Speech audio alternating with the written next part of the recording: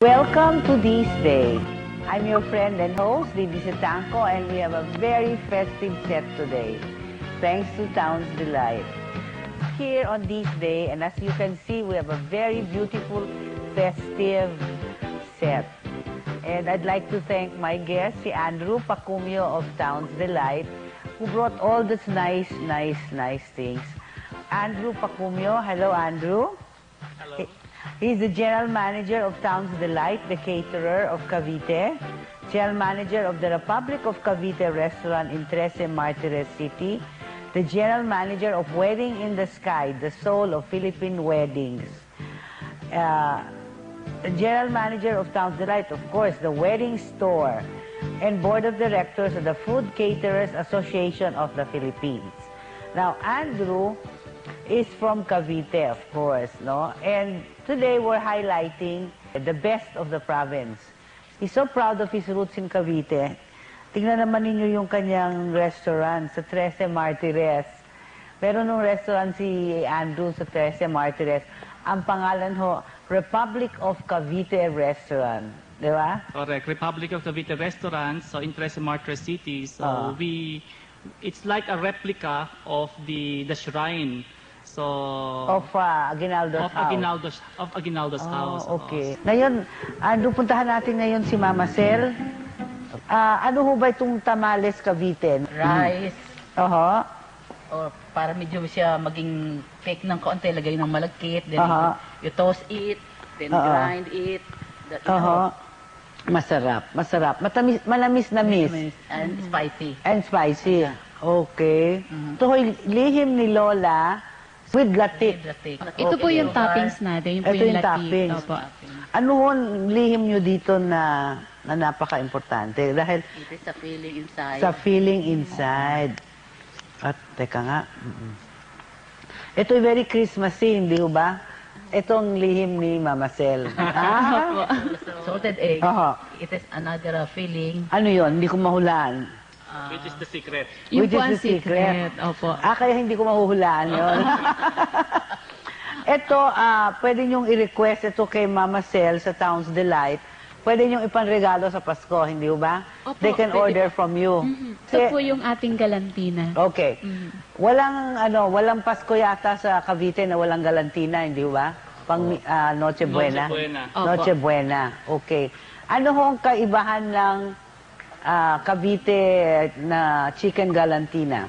Ang ating pong chicken galantina, aside from yung mixture ng chicken and pork, ito po may water chestnut saka green olives. At tapos meron siyang sauce. Yan po yung giblet sauce. Yung pong balunan ng manok. Balon-balunan. Bakit maputi? Nilagyan po namin ng cheese and milk. Wow, napaka-rich. Okay. Pampiesta rin ito, di ba? Opo. Ito naman po yung ating arroz valenciana. Ito po yung authentic naman sa Malabon, sa Cavite rin po. Ayan ho. So, mixture ng lahat ng meat. May atay balunan ng manok, and then pork, ayan, eggs. Bali yan po ay malagkit. Malagkit. Mixture ng malagkit at saka yung ating ordinary rice. Ngayon, eto, ano ito? Callos a la Madrileña. Opo. Kasi Caviteños are really influenced by Spaniards. Spaniards, Opo. Kaya okay. mostly na yung pagkain natin. Oo.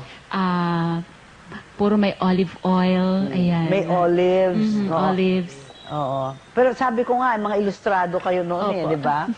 Oo, ano ito? Pero ano ito? May tripe. Opo, ox tripe. Ox tripe.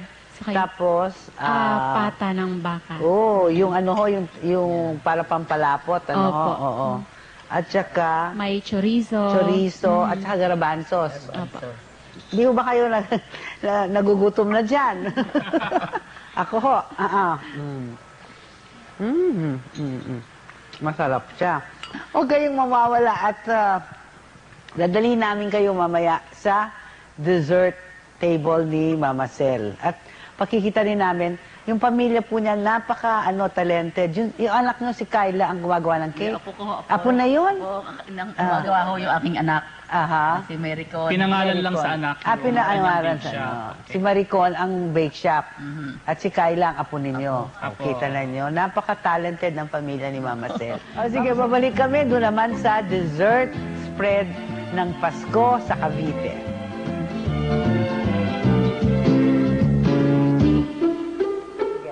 Dito naman, ang aming susubukan ni Milo ay chocolate fountain. Do you know what a chocolate fountain is? Ito ho yung pinagkakaguluhan ngayon sa mga catering na chocolate fountain. Anong ginagamit ho ninyong chocolate dito po? Belgian chocolate. Belgian chocolate. So, whether puti siya o dark chocolate, Belgian chocolate. Ganito ho yan. Ito, pwede kayo ng fruits, no? Pwede kayo ng fruits. Ito, apples, no? Tapos pwede rin kayo sa mga bata, yung mga bagets ko, tuwan-tuwa dito sa marshmallow. Pero double kill yun no? Double chocolate. Ngayon, tapos ito, merong innovation ang Town's Delight. Ito po ay breadsticks, right? You dip, oy, naku po. Yan. Ayan. Okay. Explain mo pa nga yung chocolate fountain mo kasi makain ako. Sa chocolate fountain po namin, meron kaming iba't ibang mga desserts na pwedeng lagyan ng chocolate. Ito po yung ating, ito po yung cream puff balls. And then yung pati ating, yan. Opo. Okay. So, swan puff, fresh apples on stick, ating pong breadsticks, and then pwede rin po ang marshmallow. So, yan po.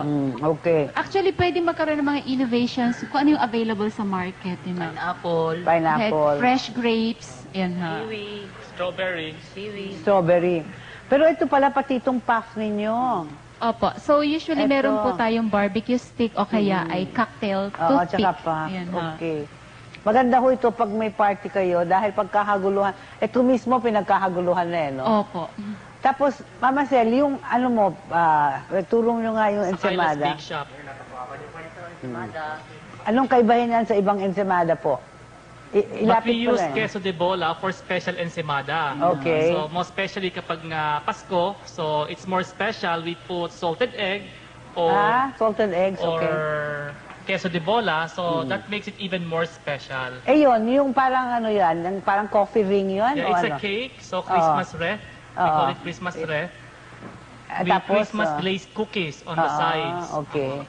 So you can have that as a yung centerpiece. As one of the centerpiece in the dessert. So, binake namin yan sa aming bake shop at ang pangalan ng aming bake shop ay Kyla's Cake. So, Connie, ano itong nandito? Meron pa tayo. Ito po yung gawa rin ng aming bake shop, Christmas glazed cookies. And then meron po tayong maha mais na dilaw. Okay. At ito naman po yung pandan puto with itlog na pula. Pwede pala mag-order kay Mama Sel, no?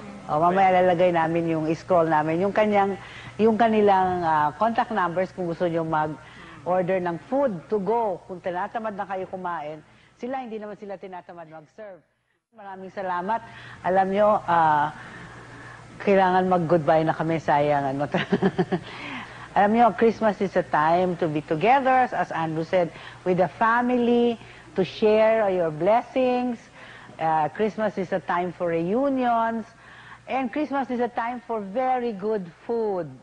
And kaya that's why we invited one of the best caterers here, Town's Delight. Maraming salamat.